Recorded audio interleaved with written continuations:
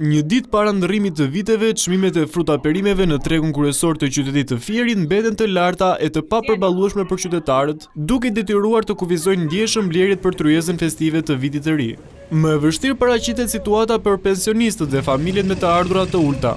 Ata u shprehen se po blin vetëm produktet bazë, ndërsa shpenzimet tradicionale të fundvitit janë zvendësuar me blerje minimale. Ti shikove të kripura janë. Të kripur për pensionistat kripura janë. Do vi vërtet, ç'o të bëj?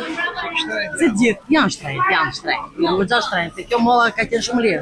Tani është bërë me 1700. Ai tjetër ka qenë lirë gjithë angripur.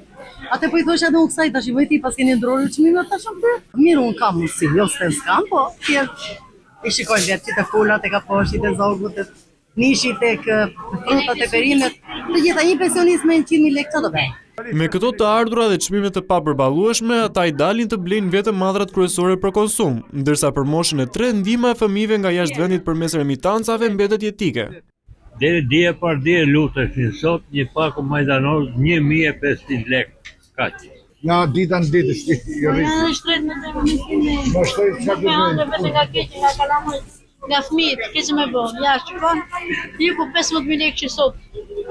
I keni blerë të gjitha ato gjëra që Qa duhen? kena beti dhe kemi akoma për të blejt. Qa do blejmë neve? S'po s'kemi, qa do bëjmë? Ndërkohë mes qytetarëve që ka reduktuar ndjeshëm blerjet, ka dhe nga ata që dalin nga tregu pa bler asnjë përballë çmimeve të kripura.